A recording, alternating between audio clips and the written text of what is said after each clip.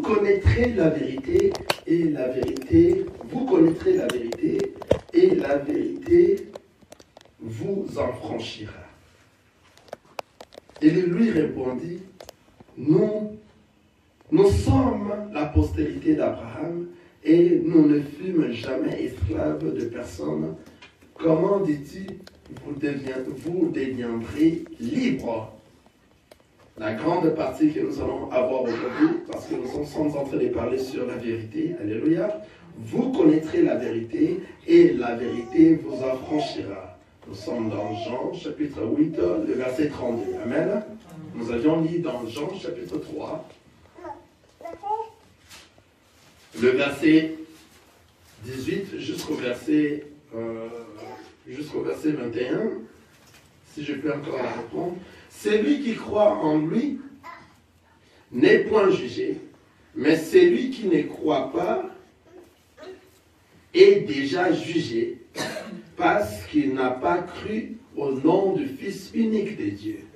Et ce jugement, c'est que la lumière étant venue dans le monde, les hommes ont préféré les ténèbres à la lumière parce que leurs œuvres étaient mauvaises.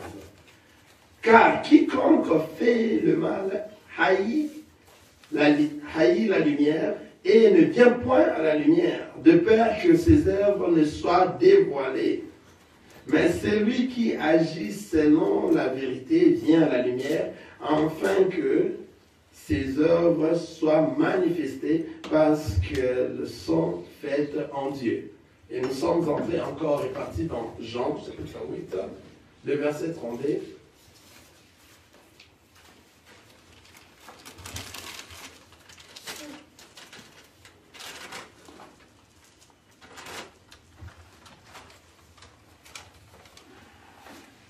Nous avions dit Jean chapitre 8, le verset 32, et nous avions dit, vous connaîtrez la vérité et la vérité vous affranchira. Amen. Amen. Et si nous allons encore lire dans Jean chapitre 8, toujours, le verset 12, Jésus leur parla de nouveau et dit, je suis la lumière du monde, celui qui me suit ne marchera pas dans le ténèbre, mais il aura la lumière de la vie. Amen. Amen. Et si nous sommes en train de parler, ce sera juste une exhortation, une courte exhortation. Nous sommes en train de parler sur la vérité. Amen. Amen. La parole nous dit ceci dans Jean chapitre 3, le verset 8, le verset 18. Celui qui croit en lui n'est point jugé. Je vais aller dans le verset 21. Mais celui qui agit selon la vérité vient à la lumière, afin que ses œuvres soient manifestées parce qu'elles sont faites en Dieu. Alléluia. Nous sommes en train de parler sur la vérité. Amen. C'est quoi en fait la vérité? La parole nous dit ici dans Jean chapitre 3, le verset 21. Mais celui qui agit selon la vérité vient à la lumière, afin que ses œuvres soient manifestées parce qu'elles sont faites en Dieu. C'est-à-dire, la vérité, c'est la lumière. Alléluia. Amen. Donc, celui qui a la vérité agit par rapport à la lumière. Alléluia. Amen. Alors, dans 18, on dit, celui qui croit en lui n'est point jugé, mais celui qui ne croit pas est déjà jugé parce qu'il n'a pas cru au nom du Fils unique de Dieu. Le jugement. Ici, on a parlé de la vérité et on nous a dit la vérité, c'est la lumière, n'est-ce pas? Celui qui a la vérité, il a la lumière et ses œuvres vont être manifestées auprès de tout le monde. Alléluia. Car ses œuvres seront manifestées parce qu'elles sont faites en Dieu. Car ce sont des œuvres de la lumière. Or, pour avoir la lumière, celui qui a des œuvres de la lumière ne peut pas être jugé. Or, celui qui doit être jugé est celui qui manque la lumière. C'est pour cela, ici, dans Jean 18, Jean chapitre 3, 18, la parole nous dit, celui qui croit en lui n'est point jugé, mais celui qui ne croit pas est déjà jugé parce qu'il n'a pas cru au nom du Fils unique de Dieu. Et c'est quoi les jugements? Ça continue, ça nous dit, et ces jugements, c'est que la lumière étant venue dans le monde, les hommes ont préféré les ténèbres à la lumière parce que leurs œuvres étaient mauvaises. Donc les jugements réellement est que lorsque la lumière est venue dans le monde, les hommes ont préféré les ténèbres. Pourquoi? Parce que leurs œuvres étaient mauvaises. Ici, je ne suis qu'en train de lire les Écritures. Amen. Amen. Leurs œuvres sont mauvaises. C'est pour cela que les gens ont préféré quoi? Le ténèbre. Ils ont fui quoi? La lumière. Or, le Seigneur nous dit, celui qui croit en lui ne sera pas jugé. Ici, nous voyons deux types des hommes. Il y a de ceux-là dans ce monde qui croient en lui, qui ne seront pas jugés, et il y a de ceux-là qui ne croient pas et qui sont déjà jugés. Si vous êtes un enfant de Dieu dans la vérité, sache que au fur et à mesure que vous êtes en train de vivre et vous êtes en train de sacrifier votre corps comme étant une offrande auprès du Seigneur, c'est à ce moment que le Seigneur est en train de vous épargner du jugement. Quelqu'un est en train de voir ça. Si longtemps que toi, tu n'arrives pas à sacrifier ton corps comme étant en marché, comme étant un enfant de Dieu dans la lumière, à ce moment, tu es déjà jugé. C'est-à-dire, toi, tu ne verras pas le Seigneur parce que tes œuvres sont ténébreuses. Quelqu'un est en train de voir ça. Les œuvres des enfants de Dieu sont lumière. Tout celui qui est un enfant de Dieu, ses œuvres est lumière. La lumière, c'est le Seigneur Jésus-Christ. Et c'est lui qui vient dans les mondes. Il vient pour éclaircir chacun de nous.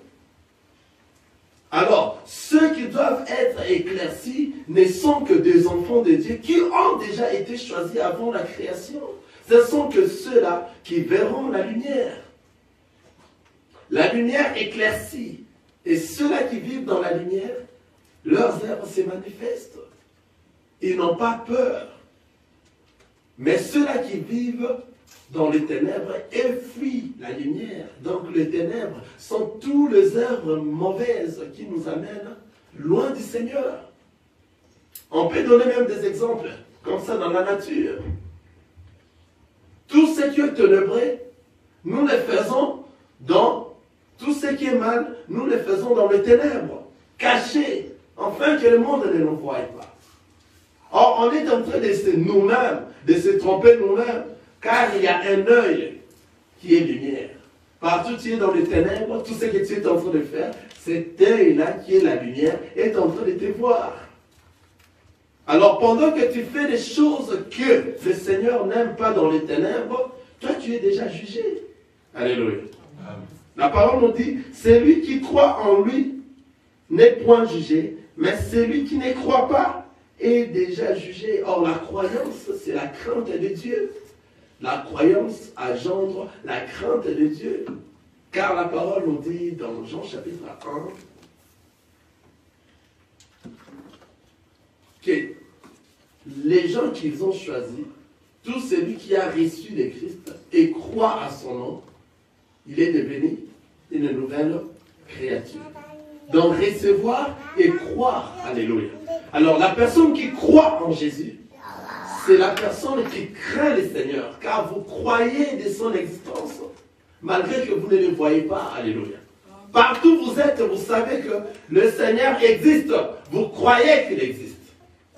Alors, à cause de la croyance, cela va engendrer la crainte de Dieu dans toi, et toi, tu ne peux pas faire de n'importe quoi, étant enfant de Dieu, toi, tu vas marcher dans la lumière. Alléluia. Or, la lumière, c'est la vérité, car ici, on nous dit, mais celui qui agit selon la vérité vient à la lumière, afin que ses œuvres soient manifestées parce qu'elles sont faites en Dieu. Donc, celui qui agit selon la vérité vient à la lumière. Donc, tout celui qui marche dans la vérité, il a la lumière. Tout celui qui ne marche pas dans la vérité, il a les ténèbres. Alléluia. Si vous marchez dans la vérité, vous avez la lumière. Si vous ne marchez pas dans la vérité, vous aurez les ténèbres. Or, nous venons de lire dans Jean, chapitre 8, le verset 32. On nous a dit quoi? Regardez, Jean chapitre 8, le verset 32 nous a dit: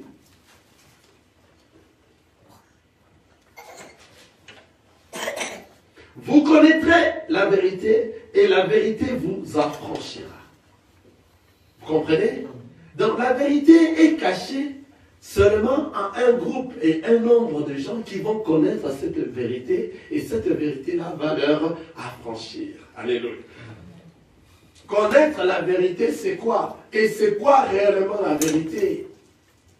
Jésus dit: je suis le chemin, la vérité et la vie. Ah, par là nous comprenons que la vérité, c'est le Seigneur Jésus-Christ. Que la vérité, c'est Jésus-Christ. Alléluia. Or, Jésus-Christ, son nom, c'est quoi? C'est la parole de Dieu. Il a dit: au commencement était la parole, et la parole était avec Dieu, et la parole était Dieu. C'est par là que nous voyons le nom de notre Jésus-Christ, c'est quoi? C'est la parole de Dieu. Or, il dit: vous connaîtrez la vérité, et la vérité fera quoi? Vous en franchira. C'est-à-dire, en d'autres termes, Jésus est en train de dire: vous connaîtrez la parole. Et cette parole-là vous affranchira. Affranchir, c'est rendre libre. Alléluia. Alors la liberté que le Seigneur est en train de dire ici, c'est la vie éternelle. Quelqu'un est en train de suivre ça. Est-ce que vous voyez ça? Donc ça dit rendre libre, être affranchi, c'est la vie éternelle. Il dit: vous connaîtrez la vérité et la vérité vous affranchira. Or la vérité, c'est la parole de Dieu. C'est que Jésus a voulu dire ici, c'est: vous connaîtrez la parole qui est moi, qui suis la vérité. Et cette parole va vous affranchir et va vous amener à la vie éternelle. Donc après avoir recevoir la parole dans votre vie, c'est le Christ qui sera dans vous, c'est la lumière qui sera dans vous, c'est la parole qui va vous faire marcher, guider, jusqu'à arriver à la vie éternelle. Vous avez vu ça? Car l'affranchissement, vous serez affranchis, c'est la liberté. Or, nous serons libres, qui est dans le royaume des cieux. C'est là où nous serons affranchis. La parole de vérité et la vérité que le Seigneur est en train de parler ici, c'est la parole de Dieu qui va nous affranchir. Alors cette parole qui va nous affranchir, ce sont des choses tellement cachées que le Seigneur lui-même choisit ceux qui viennent pour parler de cette parole, afin que les yeux qui étaient aveugles s'ouvrent et que vous ayez la lumière des compréhensions de la parole. Et à partir de cette connaissance et de cette parole, c'est à ce moment que vous serez affranchis. Car lorsque vous connaissez la vérité, vous serez réellement affranchis. Et celui qui croit en Jésus-Christ ne sera pas jugé. Mais celui qui ne croit pas est déjà jugé.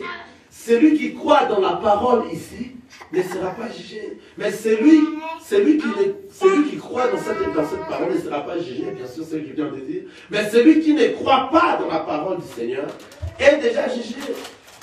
Bien que nous sommes dans la vie, bien que nous vivons ici, pendant que nous sommes en train de vivre, l'autre fois nous avions parlé de vivants et des morts. Il y a de ceux qui vivent, qui sont des morts, et il y a de ceux qui vivent, qui sont des vivants dans les mondes. Quelqu'un est en train de voir ça. Donc pendant que nous sommes en train de vivre, il y a des vivants, il y a aussi des morts. Jésus dit: je suis la lumière du monde. On a dit ça dans Jean, chapitre 8, dans le verset 12. Jésus leur parla de nouveau et dit: je suis la lumière du monde. Celui qui me suit ne marchera pas dans les ténèbres, mais il aura la lumière de la vie.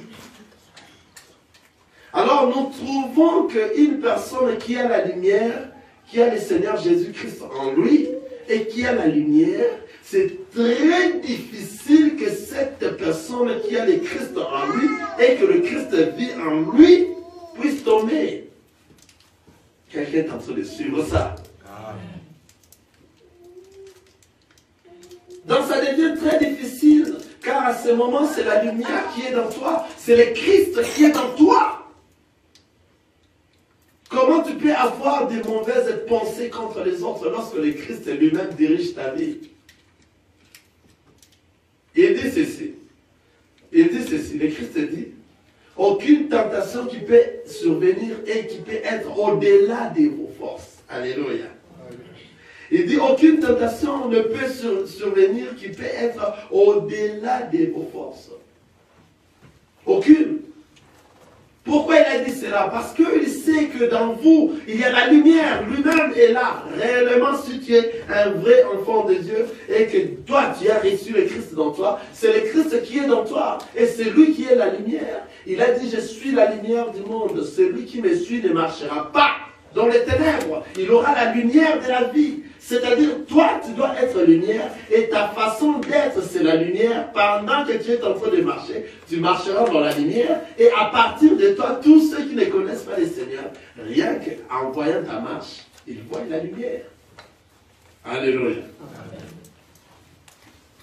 Donc, si toi, dans toi, tu te dis tu es lumière, mais tu es encore dans les choses du monde, donc toi, tu n'es pas lumière. Alléluia. Tu n'es pas encore lumière. La lumière qui est dans toi doit briller. Et tout le monde doit voir réellement que dans toi, il y a la lumière. Tu peux beau t'appeler enfant de Dieu, mais si tu n'as pas le Christ dans toi, tu es KO. Tu n'es pas un enfant de Dieu. Toi-même, tu te crois être enfant de Dieu, mais tu ne l'es pas. Car les œuvres que toi tu feras, étant enfant de Dieu, ça doit être manifesté au vu de tout le monde, parce que toi tu es la lumière, tu ne vas rien te cacher. Mais si tu te dis enfant de Dieu, mais toi tu fais les œuvres du ténèbre, tu verras que les choses que toi tu voudras faire, tu vas te cacher avant de les faire. Alléluia. Tu ne sauras pas les faire à la vie de tout le monde parce que toi tu es ténèbres. La parole nous dit ceci, regardez, dans Jean 3, on revient. Jean 3, nous allions lire le verset 18. J'ai lu 19. Et ce jugement, c'est que la lumière étant venue dans le monde, les hommes ont préféré le ténèbre à la lumière parce que leurs œuvres étaient mauvaises. Les hommes ont préféré le ténèbre à la lumière parce que leurs œuvres étaient mauvaises. Même la parole que nous sommes en train de prêcher, s'il y a la parole de Dieu, partout où il se trouve la vraie parole du Seigneur, le ténèbre ne peut pas être là, car c'est la lumière. Tout celui qui est encore dans les ténèbres ne saura pas supporter la parole de Dieu. Nous parlons de la parole de Dieu. On ne blague pas là-bas là-dessus. Dans la parole de Dieu, on ne blague pas. Dans la parole de Dieu, étant la lumière, ce n'est pas tout le monde qui doit l'aimer. C'est pour cela que vous trouvez, il y a pas mal d'églises qui prêchent seulement les choses de ce monde, qui prêchent le royaume de la terre. Or, ici, c'est comme ça, appeler la parole doit amener les gens dans les choses du haut, dans la vie éternelle. Pas les choses terrestres qui va finir. Vous comprenez? La lumière. La personne qui a la lumière, il est lumière et le Christ, il va marcher dans tous ses œuvres, sera manifesté. Il n'a pas peur, il n'a pas honte, il n'a peur de personne. Alléluia.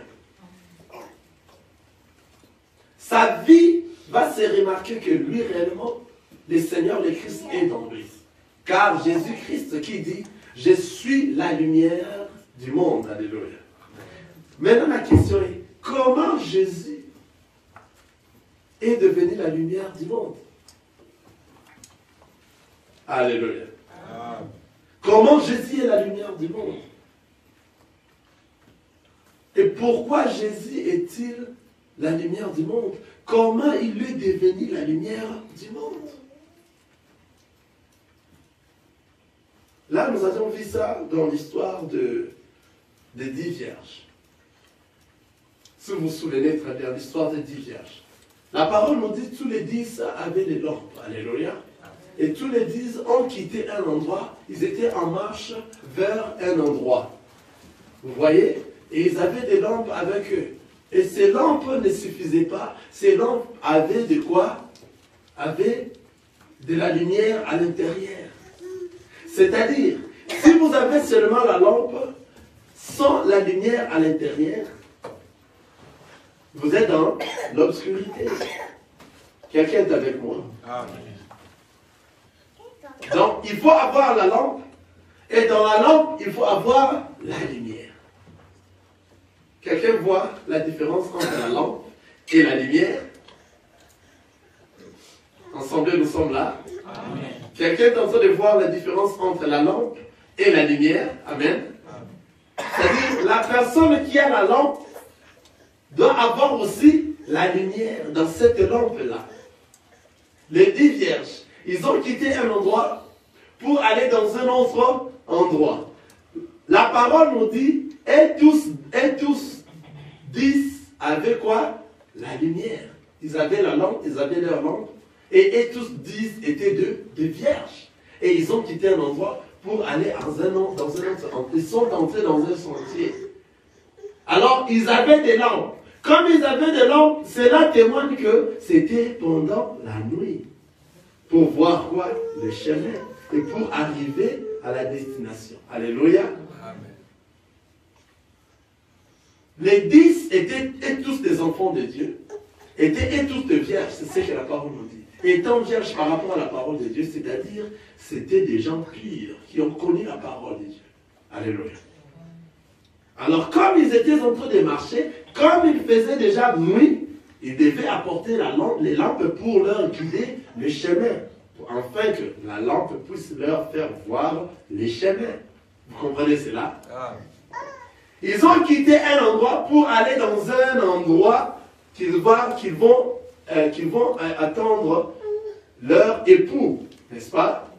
Donc les 10 là, en quittant l'endroit qu'ils étaient, pour aller dans l'endroit pour attendre l'époux, c'est-à-dire les 10 ont quitté les mondes et ils sont entrés dans les chemins pour aller dans un endroit qu'ils vont voir, qu'ils vont attendre l'époux. Qui sont ces 10 vierges?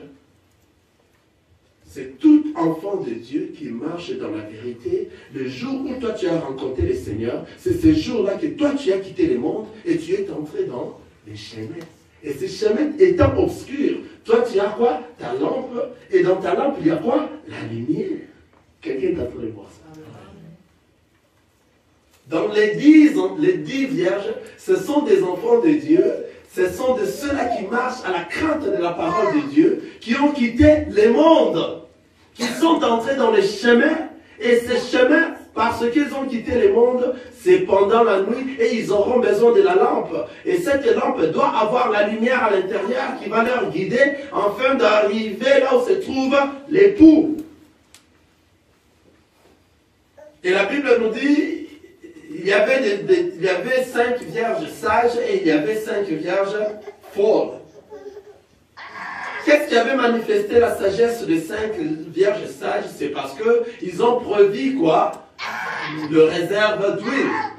Pendant qu'ils vont arriver dans quelque part et qu'il arrivait qu'il n'y aura plus d'huile et que les lampes vont s'éteindre, ils vont rajouter l'huile afin que les lampes restent à éclaircir le chemin jusqu'à arriver. Mais les 5 vierges folles n'ont pas prévu d'huile. C'est ainsi que l'histoire nous dit, lorsqu'ils sont arrivés à un endroit pour patienter à un endroit et qu'ils devaient dormir. Alléluia. Ils devaient dormir. Et pour dormir, ils avaient besoin de quoi? De la lumière aussi. Pendant qu'ils dormaient, il y avait aussi la lumière qui était toujours là avec eux. Mais leur lumière là commençait à s'éteindre. Alléluia. La lumière commençait à s'éteindre. Et la lumière des 5 vierges sages et la lumière des 5 vierges folles. Tout s'éteignait au même moment. Parce qu'ils ont passé le même parcours. Ils ont quitté l'endroit où ils ont quitté l'endroit où ils étaient. Ils étaient entrés dans le parcours, arrivés dans un endroit où ils devaient attendre le coup. Ils ont eu sommeil. Et la lumière dans leur lampe commençait à faire quoi? À s'éteindre. Et le vierge folle et le vierge sage. Et tous, ils ont connu le même parcours et ils avaient la même quantité d'huile dans leur lampe et la même quantité de la lumière. Alléluia. Est-ce que vous êtes en train de voir ça? Donc, c'est-à-dire les enfants de Dieu Dès le jour que tu as connu le Seigneur comme Seigneur et Sauveur, dis-toi maintenant que toi tu es devenu parmi les 10 vierges qui ont quitté le monde. Que tu es déjà entré dans les chemins. Alléluia. Ah voilà. Donc le monde là, c'est les mal, les péchés, tout ce qui ne marche pas dans la parole de Dieu. Alléluia. Toi, lorsque tu entres dans les chemins, tu es maintenant dans le parvis. Quelqu'un est en train de me suivre. Nous sommes en train de parler du tabernacle. Tu es dans le parvis. Tu es dans le marche. Tu vas marcher jusqu'à arriver à un endroit où tu dois maintenant, quoi ça? Attendre l'époux. Alléluia. L'endroit que toi tu vas attendre l'époux, c'est ça le lieu saint. Alléluia. Dans cet endroit-là, lorsque l'époux viendra, il va te prendre pour t'amener dans le lieu plus saint. Quelqu'un a dit ça? Nous sommes en train de parler du tabernacle. Nous sommes en train de parler de la lumière. Nous sommes en train de parler de la vérité. Vous voyez cela? Alors ces 10 vierges, lorsqu'ils sont arrivés, et ils étaient en train de patienter pour attendre l'époux, leur lampe s'éteignait, les lampes des 5 vierges folles et les lampes des 5 vierges sages étaient en train de s'éteindre. Et au milieu de la nuit, il y a une voix qui cria, l'époux est là. Apprêtez-vous parce que l'époux est prêt à être là. Les 5 vierges sages, ils ont pris leur lampe et ils ont rajouté quoi? D'huile. Et les 5 vierges folles n'ont pas pu rajouter d'huile dans leur lampe. Alléluia. Amen. Pourquoi? Parce qu'ils n'avaient pas de réserve d'huile avec eux. Et ils commençaient à demander aux 5 vierges sages, apprêtez-nous un peu d'huile afin que nous puissions aussi entrer, car le mari. Et les 5 vierges sages ont dit, mais nous n'en avons pas suffisamment qui peut nous aider et qui peut nous garantir à partageant d'huile. Et nous et vous, nous n'en aurons pas l'huile suffisante qui peut nous amener jusqu'à arriver auprès de notre mari. Vous voyez? C'est à ce moment que la parole nous dit, les 5 vierges folles se retournant pour aller chercher l'huile. Alléluia. Or, lorsqu'ils ont quitté le monde pour arriver jusqu'à ce moment, à ce temps-là, que le mari devait venir, c'était le moment où le mari doit venir pour prendre son époux. C'est le jour de l'enlèvement où le Christ viendra enlever l'Église dans le monde. Alors l'Église sera enlevée et l'Église sera enlevée parmi les nations. Vous comprenez? Dans le monde, là où se trouvent les nations. Maintenant, les 5 vierges qui vont rentrer pour aller chercher de l'huile, ils ne verront plus d'huile. Pourquoi? Parce que la grâce sera déjà finie, enlevée. Car l'enlèvement, c'est la fin des temps de la grâce chez les nations. Or, la grâce, c'est ça l'huile qu'ils avaient apportée afin qu'il soit enlevé. L'huile, c'est la grâce qu'ils ont reçue afin qu'il soit enlevé pour aller à l'éternité. Et le jour de l'enlèvement, c'est la fin des temps de la grâce. Mais maintenant, lorsque les 5 vierges folles vont retourner pour chercher de l'huile, est-ce qu'ils vont trouver de l'huile? Il n'y aura plus d'huile.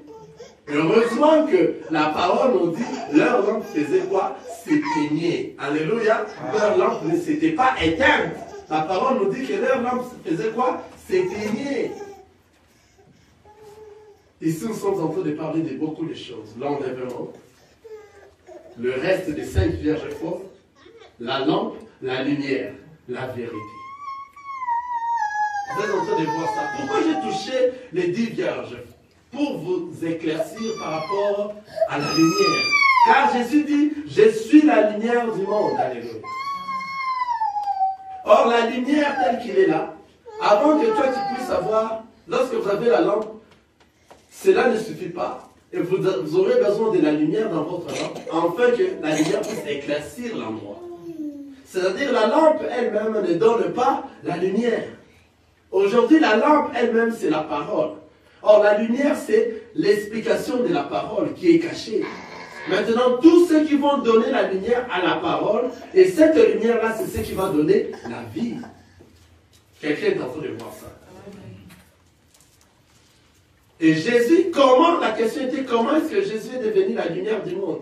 j'ai seulement touché un peu les 10 vierges. Je ne suis pas entré en profondeur. Ceux qui veulent suivre ces 10 vierges peuvent aller sur YouTube. Ils verront, tout ça sont des enseignements que nous avions déjà enseignés. Amen. C'est-à-dire, comment Jésus est devenu la lumière du monde. C'est ça les problèmes. Jésus, la lumière du monde. Comment il est devenu la lumière du monde?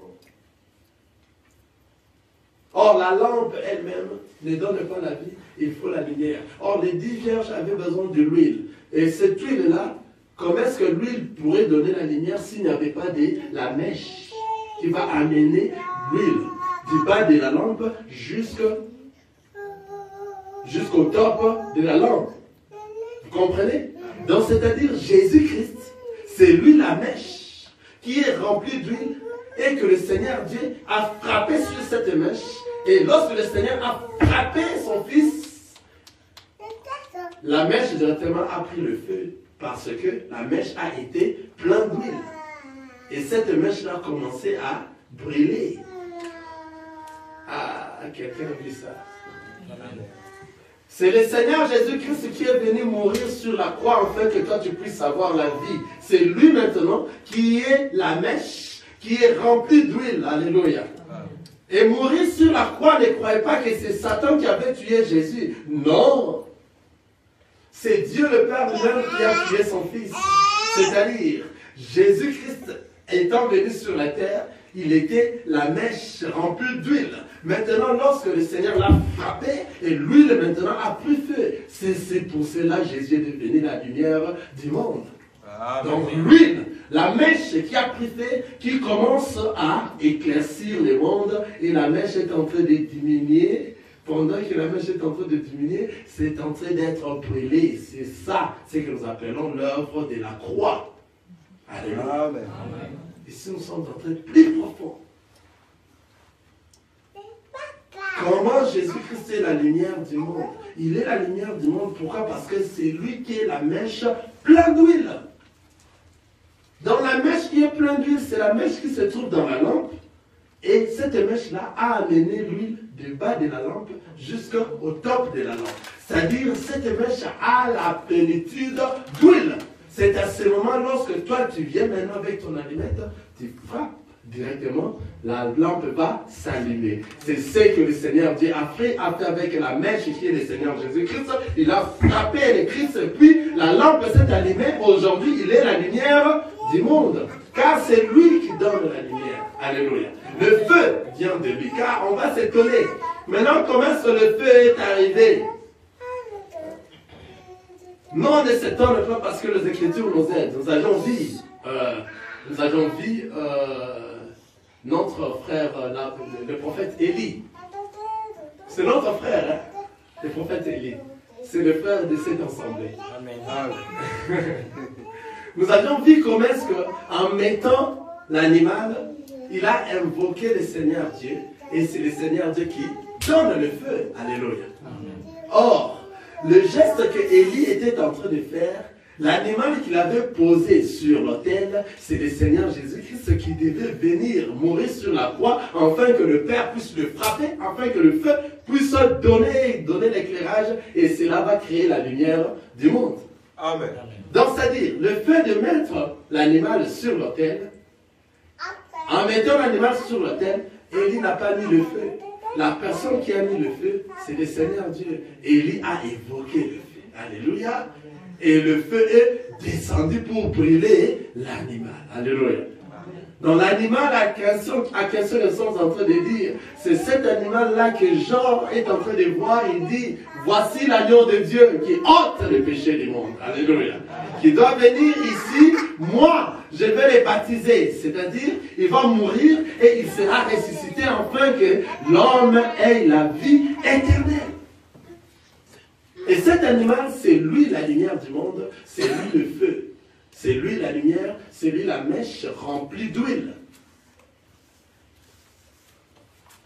C'est pour cela, nous n'aimons pas et nous ne voulons pas écouter ces prières de « Je vous salue Marie, plein de grâce ». Non. Ça, ce sont des prières qui ne se trouvent pas dans la Bible. Alléluia. car il n'y a qu'une seule personne qui est plein de grâce, c'est le Seigneur Jésus-Christ. Alléluia. La Bible nous a dit, lorsque les anges sont venus voir Marie, ils l'ont dit, Marie, tu as reçu une grâce provenant de qui? Du Seigneur. Ce n'était pas Marie, plein de grâce. Là, c'est une abomination, car il y a une seule personne qui est plein de grâce. C'est le Seigneur Jésus-Christ. L'huile qui est dans la mèche, qui fait donner la lumière, et que Jésus est devenu la lumière du monde, cette huile-là, c'est l'huile qu'avaient les 5 vierges sages. Et ils ont mis en réserve un peu d'huile en réserve, afin que, au travers de cette huile, qu'ils puissent hériter le royaume des cieux. Lorsqu'il y avait une voix qui cria au milieu de la nuit, la voix qui est en train de crier au milieu de la nuit, c'est les 5 ministères qui viennent à cette période ici, car cette période ici, réellement, nous sommes dans la nuit. Amen. Amen. La nuit est avancée, n'est-ce pas? Pèlerin, je sais, la nuit est avancée.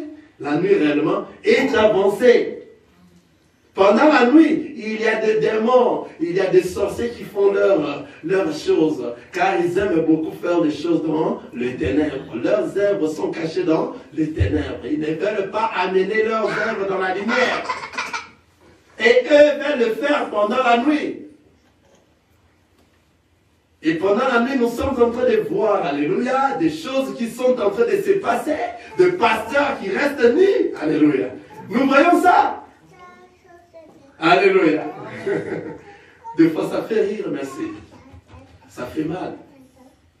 Des gens qui sont censés, ils se disent des hommes de Dieu pour prêcher la parole de Dieu, mais à cause de la nuit, alléluia, nous sommes en train de voir des choses qui nous montrent réellement que cette période que nous sommes, c'est pendant la nuit. Et il y a les 5 ministères. Ces 5 ministères-là, c'est les cris qui étaient en train de crier que le mari est là. Ces cris-là, ce sont tous les 5 ministères qui prêchent la parole de Dieu dans la vérité. Ceux qui ramènent réellement les gens à suivre le Seigneur Jésus-Christ, pas à leur suivre eux-mêmes. Pendant cette nuit, nous voyons des choses, des grandes choses. Qu'est-ce que signifie la nuit? La nuit, nous sommes en train de voir des pasteurs qui commencent à coucher avec des sœurs et on est en train d'exhiber cela dans des YouTube. Et nous-mêmes, ceux qui n'en ont pas besoin de voir des choses pareilles, des gens vous envoient comme ça. Vous voyez? Pendant la nuit, nous voyons des homosexuels, des pasteurs homosexuels. Si nous sommes dans la nuit. Pendant la nuit, nous sommes en train de voir des choses qui montrent, témoignent réellement que nous sommes dans la nuit. C'est pour cela, dans les 10 vierges, on a dit, au milieu de la nuit. Ils étaient en train de marcher pendant la nuit, mais au milieu de la nuit, il y a une voix qui cria. Et cette voix, c'est cette voix que nous sommes en train de crier actuellement. Que l'épouse est là. Préparez-vous. Est-ce que toi, tu as l'huile? Tu as la réserve d'huile avec toi. Car la parole nous dit que l'époux tardait, et l'époux tardait de venir, et l'époux était en train de le faire expressément. Ah, j'aime ça. J'aime ça. L'époux tardait de venir, et il était en train de le faire expressément. Alléluia. Pourquoi l'époux était en train de le faire expressément pour venir directement? Ces moments ici, il faut que les Christ viennent, n'est-ce pas? Tout enfant de Dieu, qu'est-ce que nous attendons? Nous attendons l'arrivée de notre Seigneur, afin que nous puissions être enlevés dans les airs. L'arrivée que le Seigneur viendra, ça sera rien que pour les enfants de Dieu. Donc c'est l'enlèvement. Alléluia. Attention, je suis en train de parler de l'enlèvement, car l'arrivée réellement de Christ viendra. Là où il va venir pour diriger le monde. Ça sera après l'enlèvement. L'enlèvement doit s'effectuer d'abord. Alléluia. Et le monde va être dirigé par l'Antichrist. Vous voyez? Et le monde sera dirigé par l'Antichrist. Le Seigneur va envoyer les 2 anges pour aller sauver Israël. Et Israël et nous allons former un seul troupeau. C'est ce que nous avions parlé par rapport aux brebis l'autre fois. Car nous allons former un seul troupeau devant le Seigneur. Mais pourquoi il n'est pas encore là? Il doit faire quoi? Expressément. Il doit retarder expressément. Pourquoi expressément? Pourquoi l'époux ne vient pas directement? Nous, on a besoin de lui, n'est-ce pas? Nous voulons être enlevés pour aller au ciel, n'est-ce pas? Il doit venir, n'est-ce pas? On dit qu'il viendra. L'enlèvement sera là. L'enlèvement. Et il y a même de ceux qui sont fatigués. Mais pourquoi cela doit se faire expressement? Pourquoi l'époux doit retarder de venir? On dit dans la Bible, l'époux tarde à venir et il est en train de le faire expressément. Pourquoi? C'est pour que nous voyons tous ce que nous sommes en train de voir aujourd'hui. Que tous ceux qui se disent réellement des enfants de Dieu, ils ne le sont pas. Vous allez voir l'exhibition des choses et de ceux-là qui se disent enfants de Dieu. Ils doivent d'abord se manifester qu'ils ne sont pas des enfants de Dieu. Tous ceux que les gens croyaient qu'ils étaient des enfants des pasteurs, des vrais pasteurs qui parlaient de la part du Seigneur, l'époux doit tarder expressément afin que leurs œuvres se fassent quoi? Voir au nu de tout le monde que ce n'étaient pas des enfants de Dieu. C'est pour cela que l'époux doit tarder expressément. Regardez tous ces gens ici. Vous croyez à eux. Pourquoi l'époux est en train de faire ça? Pourquoi l'époux doit tarder expressément? Pourquoi? Parce que lorsque le ministère est en train de prêcher la parole de Dieu, le ministère sont en train de prêcher, l'époux doit tarder expressément afin que les œuvres de ceux-là qui ne sont pas du ministère se fassent voir clairement aux vies des gens et que le peuple, les enfants de Dieu, à qui eux ils ont retenu esclaves, à qui eux ils ont retenu, comment dirais-je, ils ont retenu en captivité, qu'ils sortent dans tous ces endroits et que nous formons un groupe afin que nous puissions aller en enlèvement. Donc c'est-à-dire, le Seigneur Dieu va traîner expressément pour que le rassemblement soit en tout cas fait correctement. Vous comprenez? Car à ce moment, ici nous sommes en train de prêcher la parole de Dieu, c'est pour le rassemblement. Donc c'est une trompette de rassemblement, car il y aura deux trompettes. La trompette de rassemblement, c'est la parole de Dieu que nous sommes en train de prêcher aujourd'hui, pour rassembler tous les enfants de Dieu, là où se trouvent même ceux qui sont en captivité, dans des paroles, dans des endroits, dans des églises où on ne prêche pas la parole, ils doivent sortir. C'est pour cela que l'époux doit retarder expressément. Quelqu'un est en train de voir ça. L'époux retarde expressément pour que tous ces frères-là qui sont en captive dans toutes les autres églises, qui ne sont pas dans la vérité, et le Seigneur lui-même va le faire expressément, afin que tous ces dirigeants-là se fassent voir qu'ils ne sont pas des enfants de Dieu, et les enfants de Dieu qui verront ça, qui sont dans leurs églises, qui traînent encore, ils vont sortir pour se rassembler dans l'assemblée des enfants de Dieu, car ça c'est une trompette de rassemblement. Alléluia. Amen. La trompette de rassemblement rassemble tous les enfants de Dieu de tous les coins du monde. C'est pour cela qu'il a dit cette parole sera prêchée jusqu'aux extrémités de la terre. Maintenant, lorsque toi tu crois extrémité de la terre, tu crois que c'est dans les déserts du Sahara, là-bas, au plus fond, au plus nord. Alléluia. La parole est bonne. La terre qu'on est en train de parler au commencement, Dieu a créé l'homme, il a pris la poussière de la terre, alléluia. Parmi ces poussières de la terre, toi tu étais là si tu es un enfant de Dieu, car il n'avait pas pris toute la poussière, toute la terre pour former l'homme. Il a rassemblé la poussière de la terre, et cette poussière qu'il avait rassemblée, il a formé une forme, et il a donné le souffle de vie. Ce n'est que cette forme-là qui doit se rassembler, alléluia. Toi tu es maintenant parmi une de ces poussières de la terre, qui est très éloignée du Seigneur, qui doit maintenant écouter la voix du Seigneur, et tu vas te rapprocher pour s'attacher dans le corps. Et le jour que toi qui es resté le seul, qui est resté à venir s'attacher dans le corps, toi là qui es l'extrémité de la terre, vous avez compris ça? Je suis en train d'expliquer les extrémités de la terre. Alléluia. Ce n'est pas au plus fond.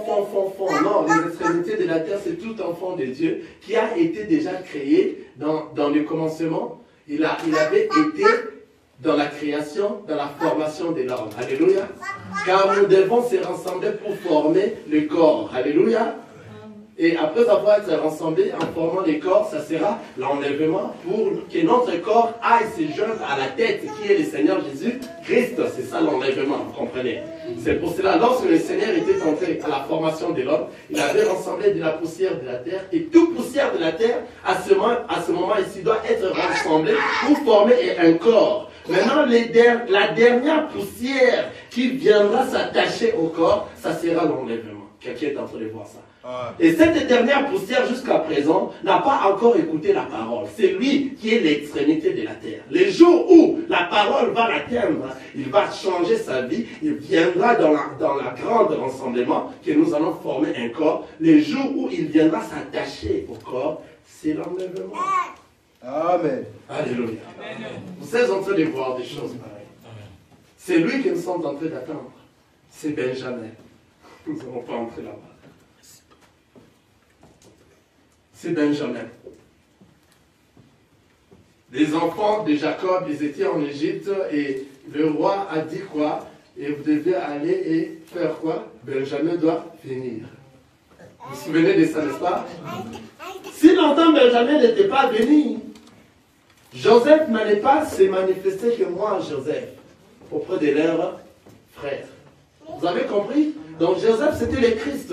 Les enfants d'Israël, c'est nous. Nous devons normalement attendre l'extrémité de la terre, la poussière qui est Benjamin, qui doit venir nous rejoindre. C'est à ce moment que Joseph va se dire, je suis votre frère. Quelqu'un a dit ça? Elle est qui?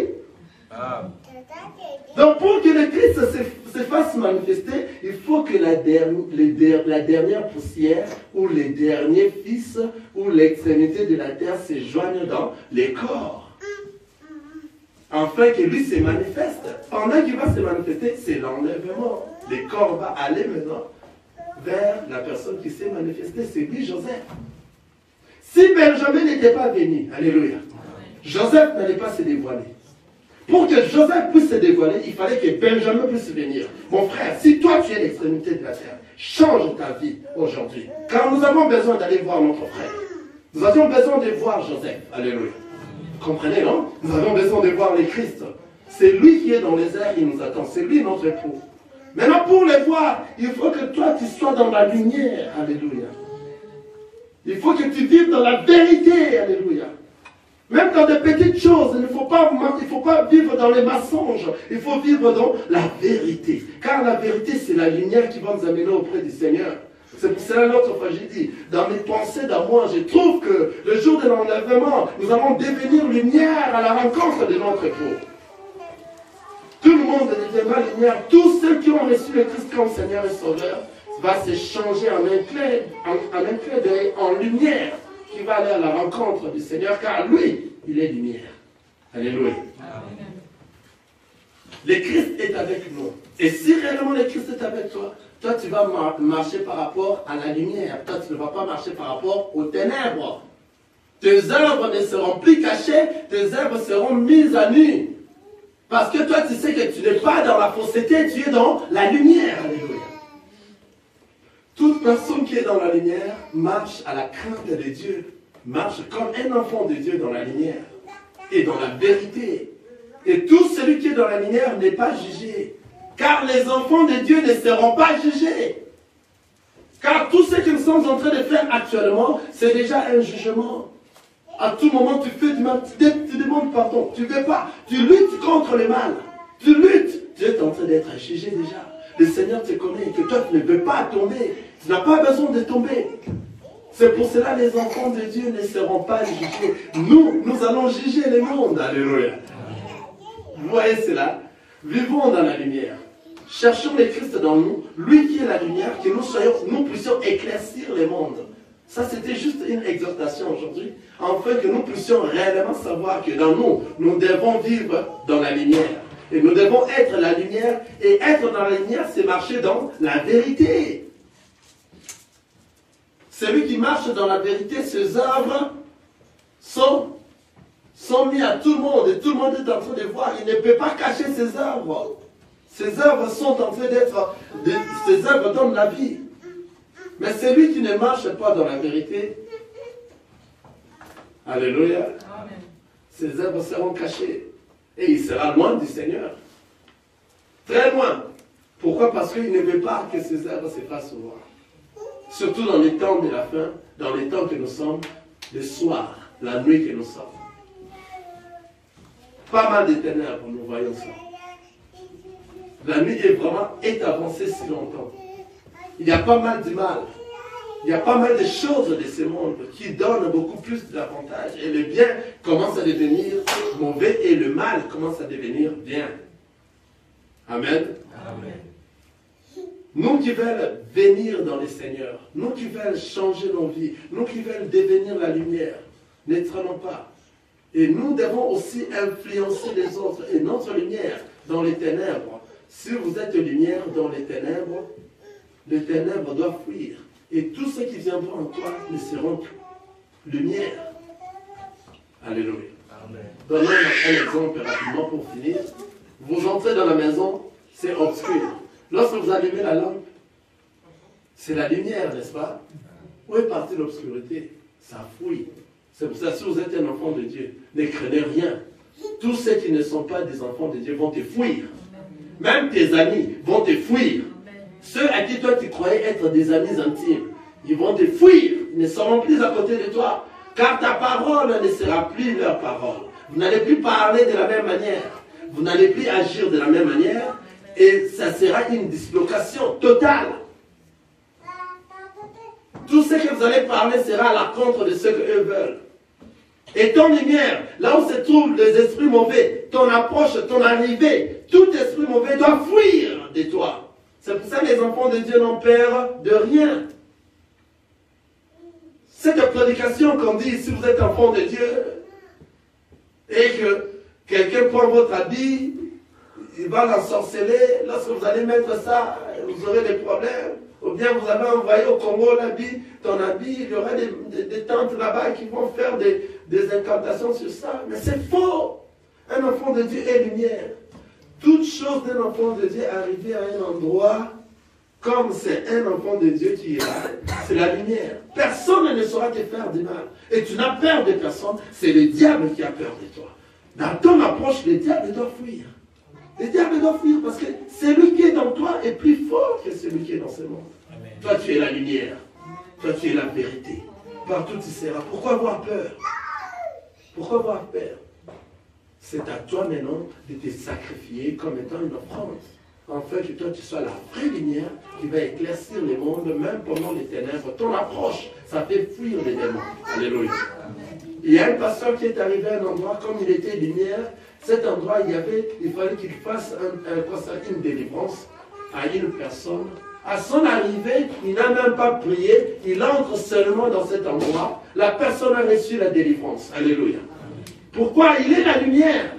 Il n'a même pas prié. Il est entré dans cet endroit, entré dans la chambre qu'on a, parce qu'il a été invité quelque part. Il est entré dans la chambre là où s'est trouvée la personne. Il a piétiné cet endroit. Pouf! La personne a reçu la délivrance. Tout esprit mauvais a quitté cette personne. Pourquoi? Ce pasteur-là était la lumière. C'était le Christ qui était dans lui.